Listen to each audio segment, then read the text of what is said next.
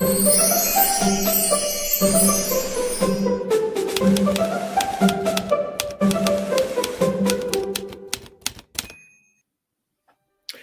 and welcome to A Moment of Awesome. My name's Sam and I'm delighted to be joined by another guest to talk about who they are, what they do, and why what they do is awesome. So, Rich, hello, welcome. Who are you and what do you do? All right. Hi, Sam. Thanks for having me. My name's Rich. I'm the director of Hatchlings Games. We're a small TTRPG publisher based in the UK. And we make specifically role-playing games for all ages of player. That's what we've always done. And what sorts of games does that include? I know, but what about for our audience that may not have come across? Yeah, well, I guess we're most known for Inspirals, the Isles sort of series of games, and they're the sort of unique sort of TTRPG that teaches sign language. My So it copy teaches is just hidden BSL, behind there. yeah, teaches ASL and BSL. So, what was the inspiration behind that then?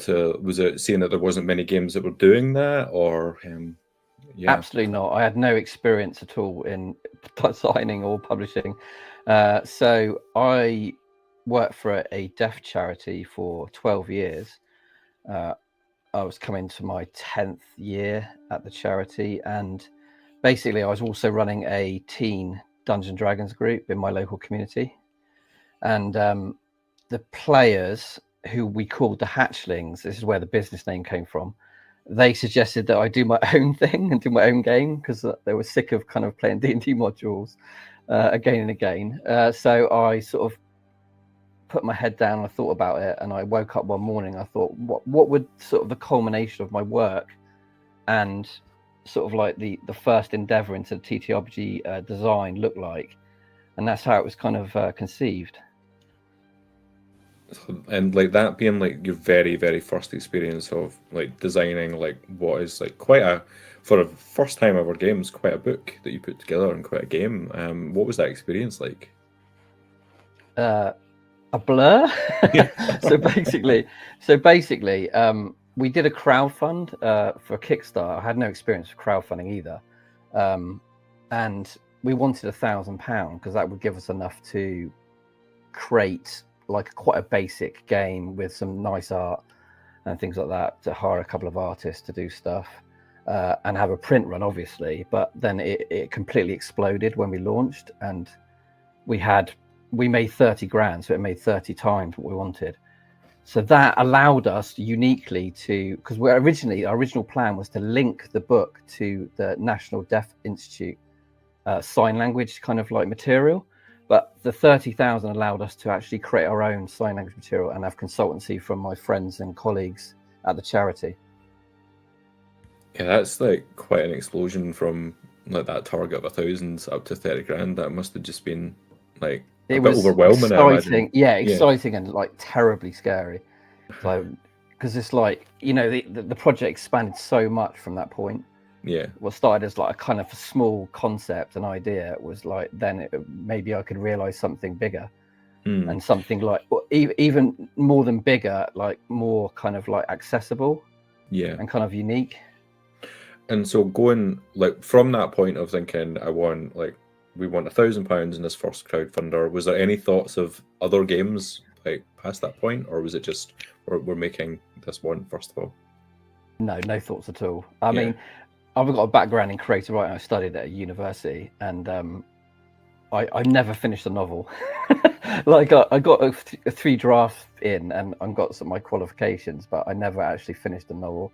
So to actually get that first game out would be such an achievement, and thankfully, once that was done, and once it was actually in my hands, even digitally finished, then I was kind of like, maybe I can go on now to sort of have a career in this and sort of push on and do more games. Very cool to hear. And thinking about the inspiration that came behind that first game, you moved into others along the way. So, so like Dragon Dowser, or like the solo games, or Cryptic Creeks, which is one of the more recent ones. Like, where does the inspiration for? You've talked about like Inspiral. So, where does the inspiration for games that you're making come from? Well, Dragon Dowser was kind of a natural thing after discovering that journaling games was such a thing. I had no idea, because after I published Inspires, I was kind of like the floodgates open. I was reading tons of different indie games. Once I made that commitment not to take the Dungeons and Dragons route, because we could have possibly made Inspirals D&D compatible, and that would have been quite radical. But whatever I did, I couldn't make the system fit. I couldn't make the sign language learning fit all the spells and everything. It's much suited for a different type of project. But once we published Inspirals, I was thinking, like, what's the next thing beyond the Isles games?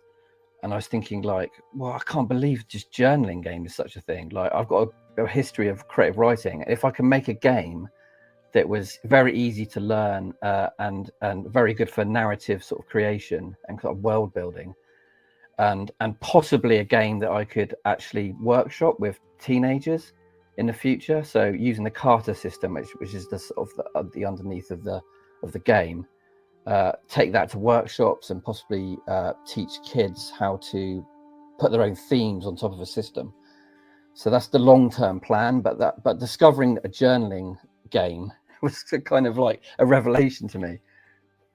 Yeah, it was something that's only more recently come into my sort of like awareness, that I was very much the D&D pipeline, and then found all of these other indie games that are out there. And yeah, journaling is one of those ones that I'm slowly starting to like dip my toe into a little bit more, and just spend time playing games alone, which I think is something that I've always found quite difficult. But I don't know if that's something you found.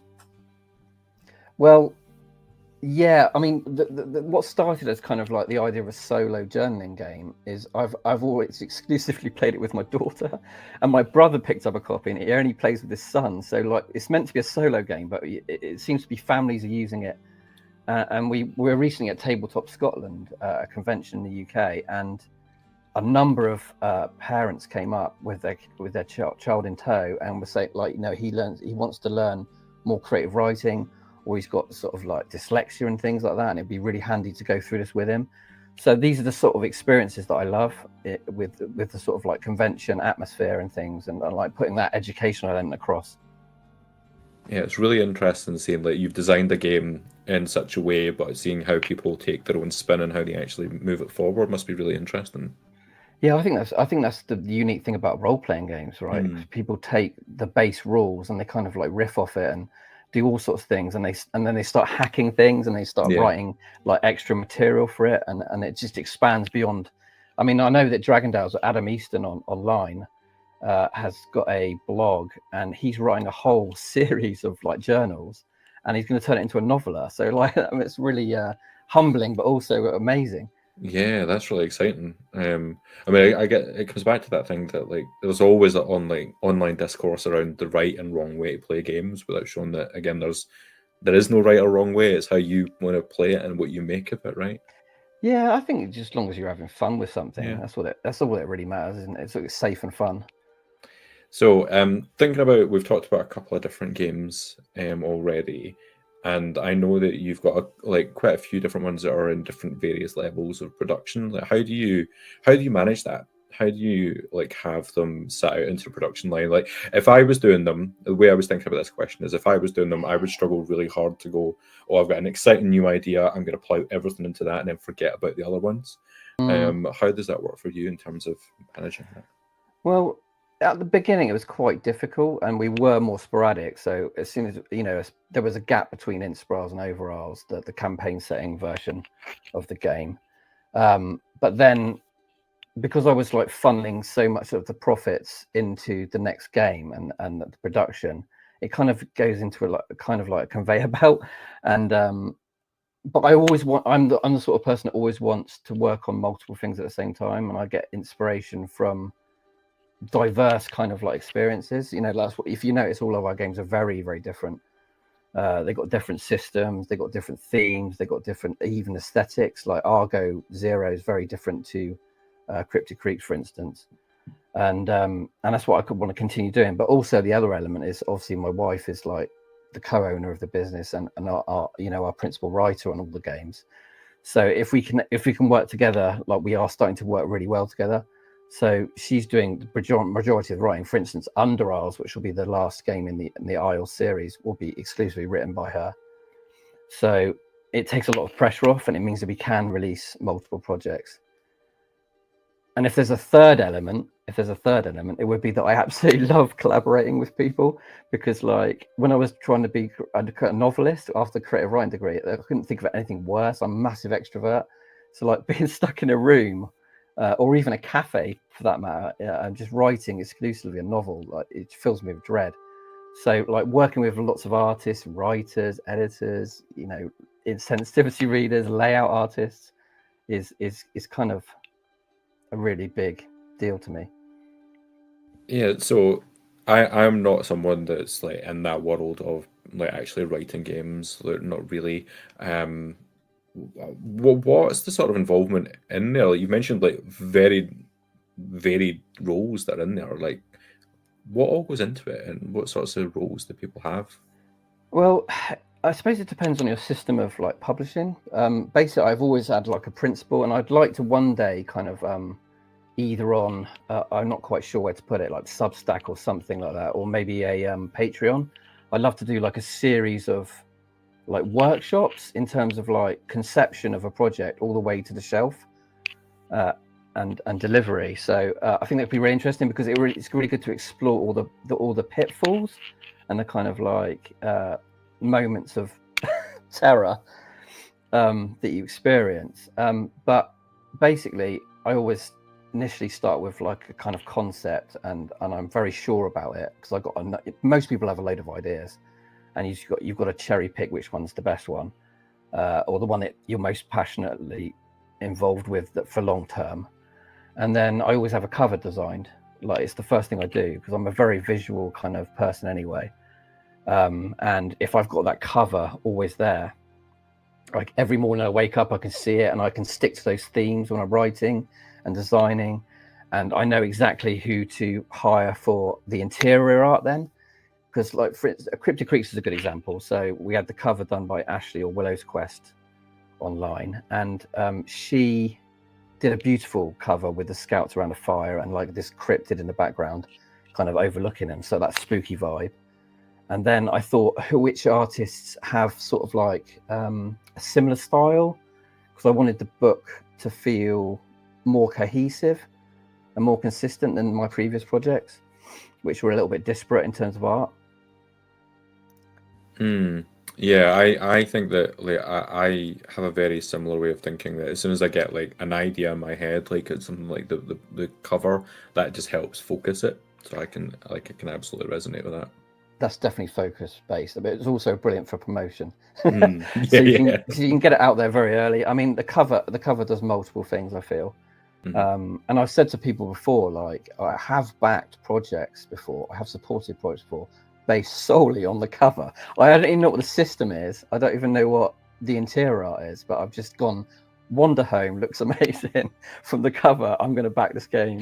Yeah, the vibes are a massively important Yeah, I thing, think isn't so. it? Yeah, like there is that kind of old, like the old idea of like the book, like, and the cover is like what brings you in. I think the same for games as well. I think Yeah, we're I seeing think it so.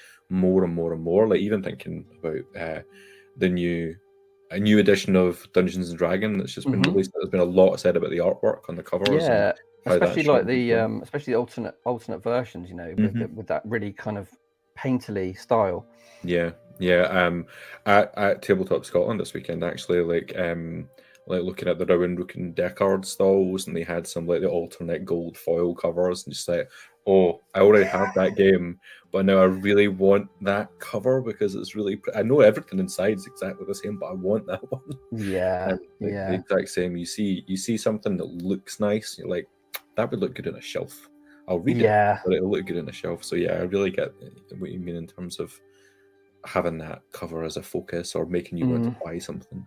Yeah, well, Um, I'm really into art. Like, really, mm, my background's in like fine art and stuff. So, and my grandfather's like an artist in Cornwall in the UK, and so when we do the limited editions, like Cryptic Creeks and Arga will have one, we're going to put like a whole chapter of concept art from the principal artist, and I think that's amazing, because I'm obsessed with like art books, and like I don't know if you've played the Legend of Zelda games, but they do these massive books with all the concept art in, and I just literally flip through them all the time, and the Studio Ghibli art books. So like, so to be actually to produce that and represent the artist that's worked closest with us is really cool.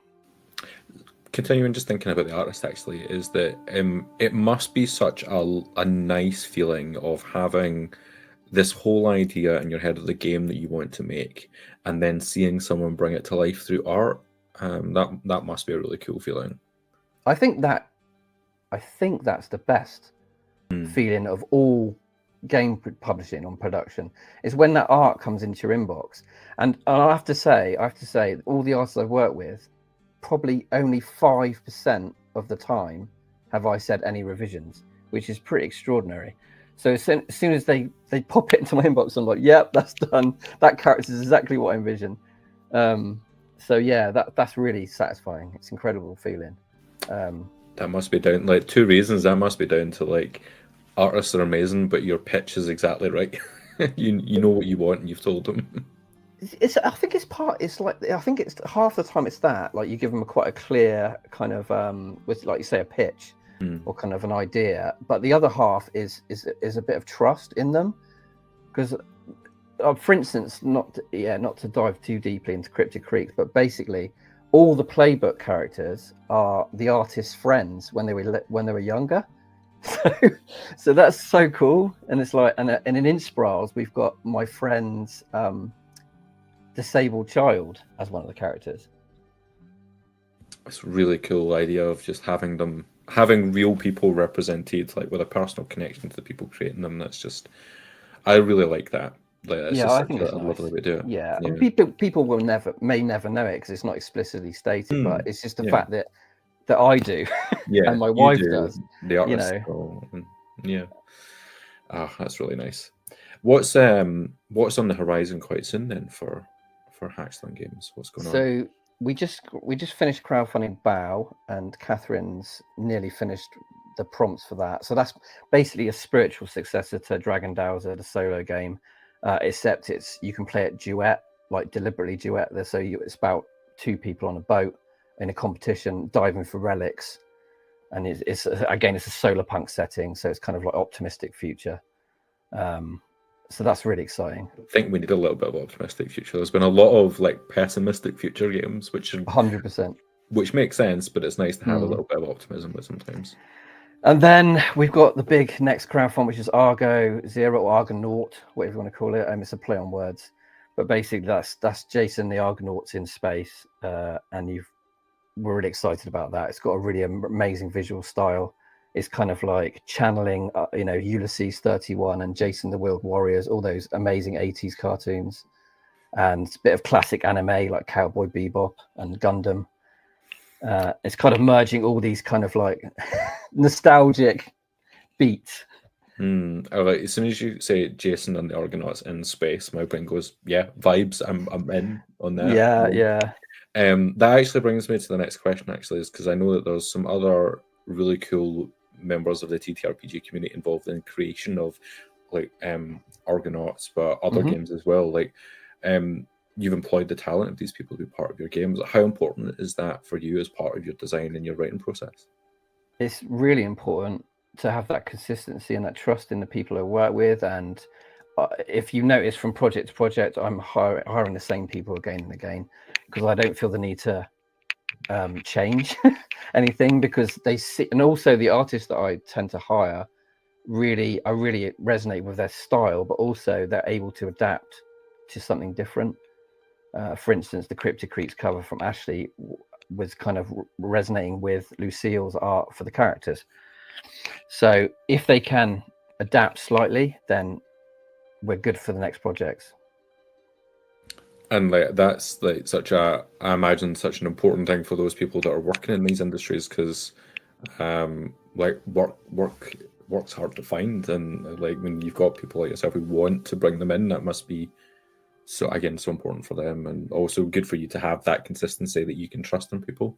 Yeah, exactly. And they've always delivered, for instance, like Ashley's work on the sign language hands, and it is kind of exhausting work, but she's just extraordinary, and the images that came out of it are just brilliant. And thinking, we've talked about kind of coming up soon. What about long term? What's the long term vision or plan? I want to continue with the all ages games. I want to wrap up the Isles games with Under Isles. That'll be the final one. And then we've got, with that release, we'll have a teaching pack, a full teaching pack for educators not used to role-playing games, which means they can take the core game digitally or in hardcover and then look up this teaching pack or download it, and then they'll know exactly how to role-play in education. And then other than that, I'm just going to continue. We're going to stick to these IPs now. So we're going to, Dragon Dowls is going to have a sequel, which is going to be a group game. And then Cryptid Cities will come out at the end of next year, which will be like the sequel to Cryptid Creeks, where it's a bit like, I don't know if you've read the book or seen the film It, Stephen King's It. So the second half of that book is with the adults going back to the town. So it's going to be the same thing. So the teens are going to be grown up and kind of like disillusioned, and they're going to go back and try and remove the curse again. Oh, yeah, again, straight in. Like I love it. I love that whole kind of like, it's kind of like trauma stays with you for a long time and you have to go back and fight it again. Yeah, I just really enjoy that kind of concept. And I love the idea that you mentioned there about like the kind of education packs for like educators to run role-playing games in those spaces. Is something that Science and Sorcery has always really been interested in terms of how you can bring different subjects into role-playing games or role-playing games into the classroom, and think about how you can get people to storytell and learn that way, because it's just such an impactful and memorable way for content to get across.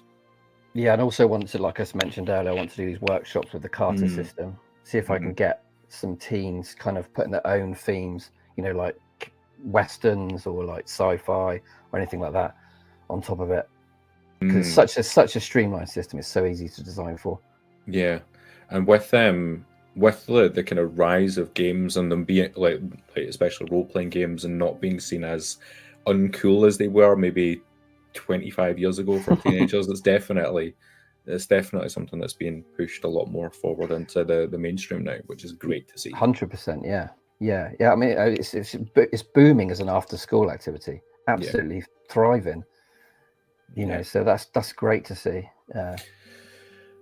We're getting close towards the end of our little recording session, but I'm sure that we could just chat about games all the evening, which is amazing. But what's exciting you most about the tabletop role-playing game space right now? I think there was a bit of a kind of rising after COVID, or during towards COVID's not over, but like the lockdown in the UK especially.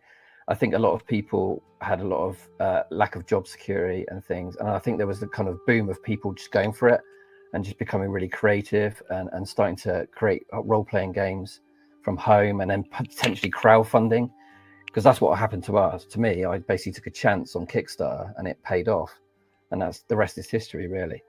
And we're seeing such a diversity of kind of experiences and kind of themes.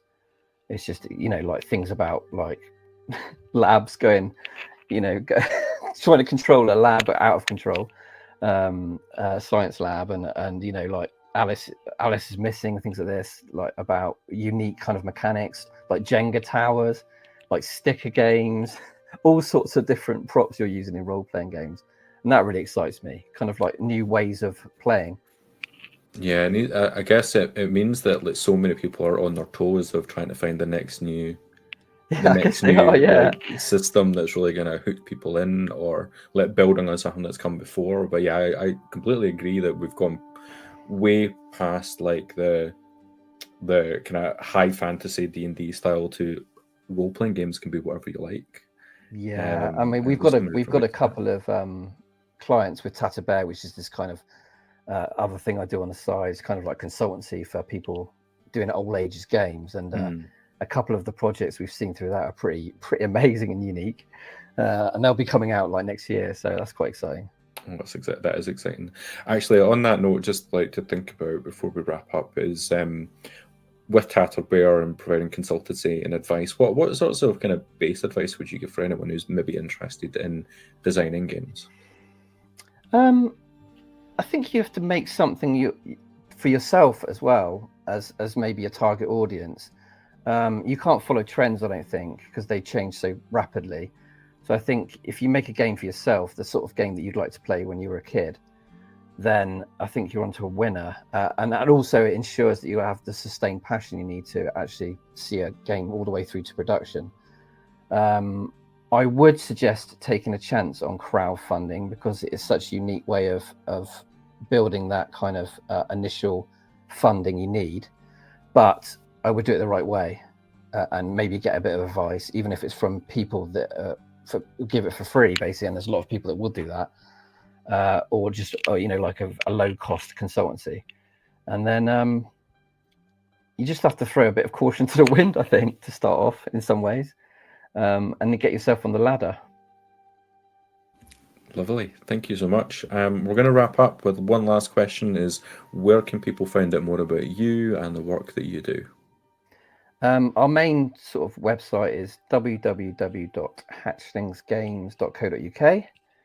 And you can find us on most platforms. We've got a really active Discord. We're on itch.io and DriveThruRPG. You can find our games.